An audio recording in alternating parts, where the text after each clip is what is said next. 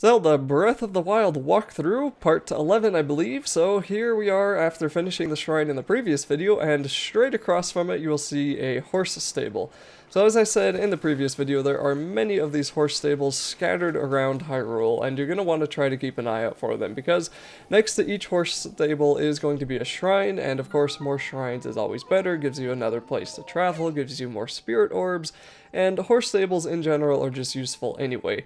Pretty much every single one will have Beetle, and if you've played Zelda before, you will know exactly what he does. He sells you things, and you can also sell him things, and they will also be a really good source of quests, side quests. Most of them aren't going to be too difficult for side quests, but a lot of them we may not be covering in this walkthrough, but if any of them are pretty easy to do, or if we already have the item for them, then I will be completing them. But anyway, here Beetle, you will see, will sell you arrows, which is really the most useful thing he's going to sell you. He'll sell other things like restless crickets and octo balloons, but we're not really going to be using those too much.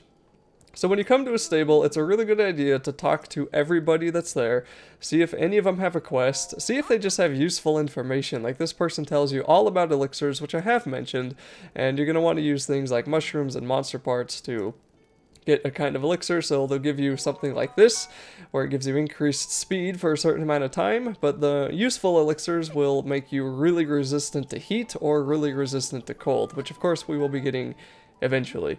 The other thing is that there's also useful supplies around horse stables. So you can find things like apples, sometimes wood is just laying around, a couple of basic weapons in case you're running low, and you'll also see some animals. I don't think you can kill these animals. I really hope you can't kill the Highland dog there, but I haven't actually tried that. I wonder if you can kill those goats, because then that'd be an okay source of meat, but I'm pretty sure you can't. And there's also a cuckoo. Yep. Attack that thing and find out what happens. So if you want to know more about horses and how to register them, you just talk to the horse stable master, and he also lets you know that his stables double as an inn, but I already know what's going on here, so I'm not really going to worry too much about it. You can just talk to him if you want to know how the whole process works, but that's also what the point of this video is. So to catch a horse, first you're going to need to find one, and conveniently there's a nice herd of them right over here.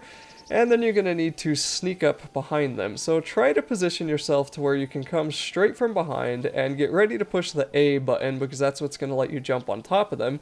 And then get ready to rapidly mash the L button, because that's going to be what tames them. Now, the first horse you get, at least these spotted horses, they're really easy to catch, as long as they don't see you. You'll see this one pretty soon is going to see me, and there's really nothing I could have done here. They all were kind of looking at me. They're going to see me, so they're going to run away.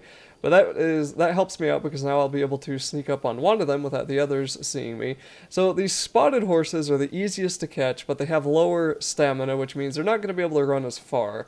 The horses that are a totally solid color are harder to catch, but they have the best stamina.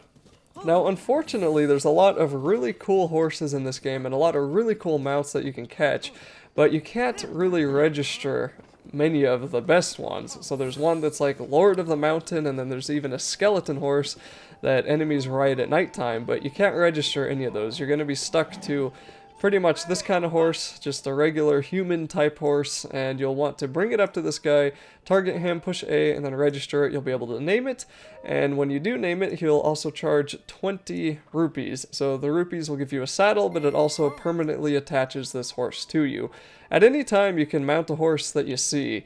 The question is whether or not you'll be able to tame it. So this one you don't have to tame because they're really easy, but other ones you may have to match the L key and hope that you don't run out of stamina before you manage to tame it. While you're riding a horse, they're going to be a little bit sketchy. They're going to try to be difficult with you, and when that happens, you're going to want to try to get control of them just kind of by moving left and right, and then once they stop, you're going to want to push the L button, and that will pet them, and there should be some kind of shiny shimmers that come up, and that means that you're, like right here, they're doing that. I'm trying to push L, there we go. That's what you want to do. Once your bond with the horse becomes 100, they will do this a lot less often, but depending on their temperament, they'll still do it even if your bond is totally maxed out, so it's just something you'll have to keep an eye out for.